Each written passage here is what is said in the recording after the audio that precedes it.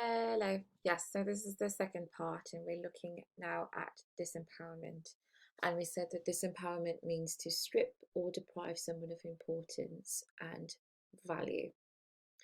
So your assignment, your case study is asking you, how can discrimination lead to disempowerment? So we've understood what discrimination is. It's treating someone unfairly because they possess certain characteristics. We've looked at the 6 types of discrimination. Now, how can that lead to someone feeling deprived of importance and value? Okay.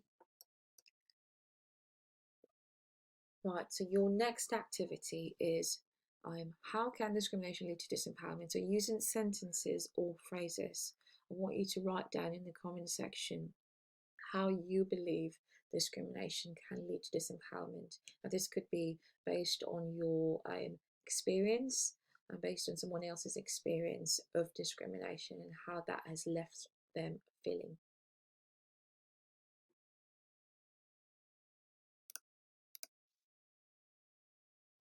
Okay, how to avoid discrimination in healthcare. So what practical ways can you recommend to avoid or reduce discrimination? Now, because remember what we said last week, everyone is biased and everyone is prejudiced in their own way, whether you realize it or not, you are. So we can't, because as long as we have people, we will always have discrimination. So it's not something we can get rid of, but it is definitely something that we can reduce, become aware of, and improve in the workplace and within healthcare. So I want us to discuss what practical ways can we think of to avoid or reduce discrimination in healthcare. So I'll go first, and maybe you can have a think about this and write it down as well. Educate workers. Okay, so workers within healthcare need to know what discrimination is, what it looks like, recognize that they have some sort of prejudice, and educate them about some of the dangers of discrimination. And what we discussed, there are consequences to discrimination in healthcare, and if workers are aware of this, then maybe they will avoid and reduce discrimination in healthcare. A second one is to encourage workers to respect each other's differences. Now, you guys made some really good points about having culture days, having staff training days where people come and share their experiences and share their cultures. If workers have an understanding of the diversity within the workplace, they will be able to understand people better, and that would be a practical way of avoiding and reducing discrimination. Another way is to respond to evidence or complaints of inappropriate behaviour. So it's having a way to challenge it, recognizing that discrimination is a problem, teaching staff about it, and teaching them what to do if they see those kinds of inappropriate behaviour, and actually challenging and taking action and not just leaving it at face value. And one last one is to deal with those complaints confidentially. So what can tend to happen is that someone reports a case of discrimination and that person becomes victimized because they have whistle blown. So it's to make sure they treat those complaints confidentially, respect people's confidentiality, and that will encourage other people to speak up in cases of discrimination.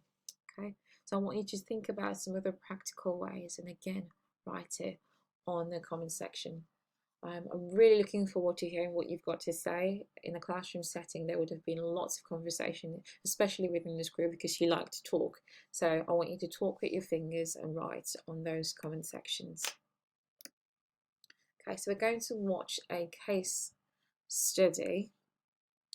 This is of Mrs. Mackenzie, if I remember correctly. Now, she has a really broad Scottish accent, so let me just encourage you to listen up and take notes.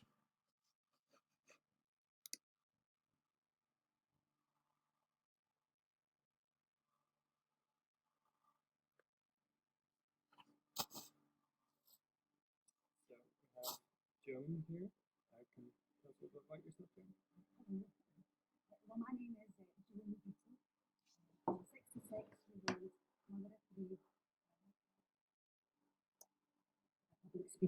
That's all right, Joan. Could you tell us a little bit about your time at Flowerfield Health? Well, it didn't last long. I went up for the job in May of last year and I was out the door by the back of June. It was disgraceful. That was quick. Well, I'd been at Marks. Marks Spencer's. I'd been there for 9 years on the tills and I could have stayed there. But then wee Harry came along. That's my grandson. So I was looking for something part-time. Flowerfield, it was perfect. A wee private clinic, 3 days a week, just round the corner from my daughter's. It was one of their jobs. You know how it is. You just know you're going to get it. I was perfect for it. I was everything they were looking for. All the relevant experience, someone they could rely on, who was going to stick around and not flit off looking for anything better. I wasn't looking for something better. I just wanted something I could settle into and make my own, you know. So then the interview came. It went really, really well. And just at the end, I said to them, just when they were asking me if I had any questions, I don't know what came over me. I turned round to them and I said, "Do you have any more questions, Dr. Harley?" Dr. Harley, that was his name. "Do you have any more questions? Have you got any doubts?" Because I think I am just right for this practice, but I don't want to leave this room till you're as sure as I am. I'm not usually the type to be saying things like that, you know, but anyway, the three of them just went, "Oh no, Mrs. Beattie, we think that you've done a very thorough job of that." They were all smiling.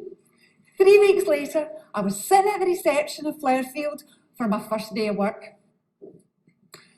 Oh, that first day, it was exhausting, you know, but good exhausting, learning so many new things.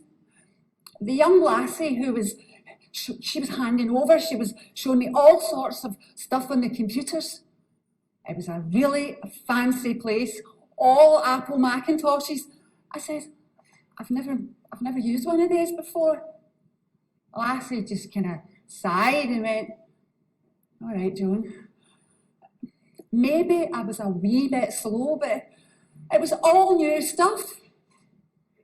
After work, I popped into my daughter's and I couldn't stop going on and on about how much there'd been to learn, all hotkeys and swiping and logins and software updates, and she practically had to shove me out the door. I wouldn't stop talking.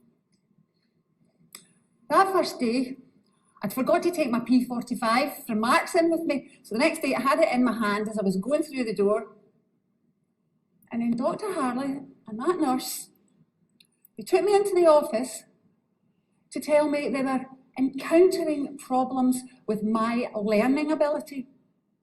Said I hadn't told them I was bad with computers. I'm not bad with computers. I just didn't know enough about Macintoshes.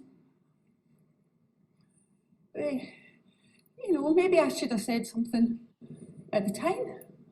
I don't know, maybe all they said was, you know, I did good with computers, no Macintoshes. They said I could work out the week and they were sorry, but they were going to have to re-advertise the position. And I apologised. That's what gets to me still. I apologised to them, said I was sorry for causing them trouble. It just wasn't right. Thank you, Joan. Thank you.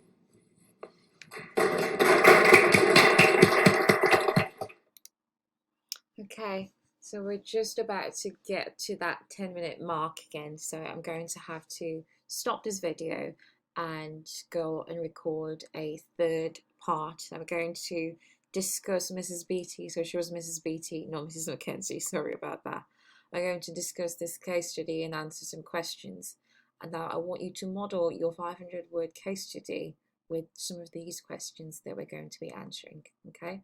So click out of this and go to part 3 of discrimination and disempowerment.